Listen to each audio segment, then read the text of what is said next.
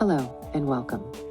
Today's video, we will dive into the innovative world of living labs.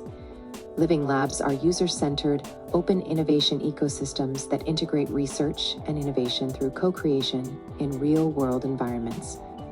Imagine a city struggling with frequent flooding in its urban neighborhoods every time it rains.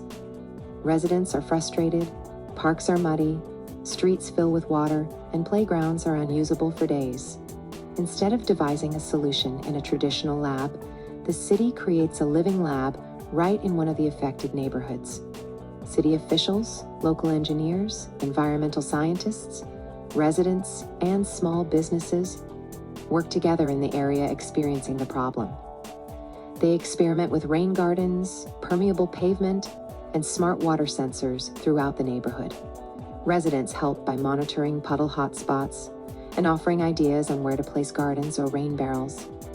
Kids even take part by planting plants and tracking how quickly the playgrounds dry out after a storm. Through these real-world trials, everyone learns what works best for this unique environment. This hands-on, collaborative approach is exactly how living labs are used to innovate. Real problems are addressed by real people in real places. Let's go back to the beginning, before living labs were used. The origins of the living lab concept can be traced back to the late 1990s at the Massachusetts Institute of Technology, where Professor William J. Mitchell pioneered the idea by setting up experimental environments within actual homes where researchers could observe and test how people interacted with new technologies in their everyday lives. This approach was described as a living lab. The European Network of Living Labs, founded in 2006, was a main contributor to the adoption of living labs on a global scale. Today, living labs are now widely adopted across the world and are being used to innovate in smart cities, healthcare, sustainability, food systems, and digital technology. To better understand living labs in action, let's look at the living lab's life cycle using the example of city floods I mentioned before. There are 5 key stages to the living lab life cycle. 1. Research and exploration. The city and residents notice their parks and streets flood after every rain. Instead of studying the problem from afar, officials and locals come together in the neighborhood to understand exactly when, where, and how the flooding happens. 2. Co-creation and development. City workers, scientists, businesses, and residents gather to brainstorm and design solutions. Ideas like rain gardens, permeable pavement, and water sensors are shaped with input from everyone. 3. Testing and experimentation. The team brings these ideas to life right in the neighborhood, digging, planting, and installing new features. 4. Feedback and iteration.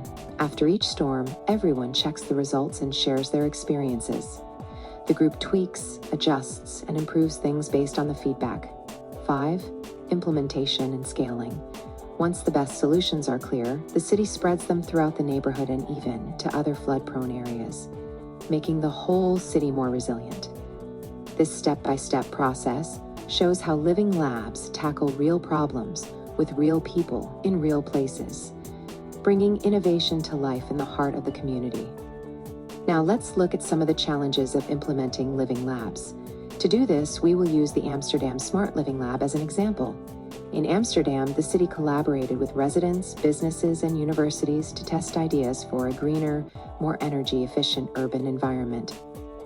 Projects included piloting energy-saving technologies in homes, testing community solar panels, and rethinking neighborhood waste collection systems.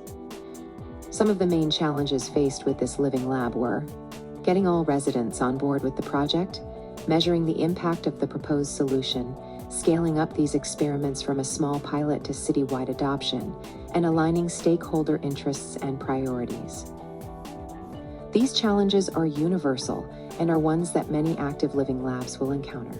But the big advantage of using a living lab was seeing how these ideas worked in real life.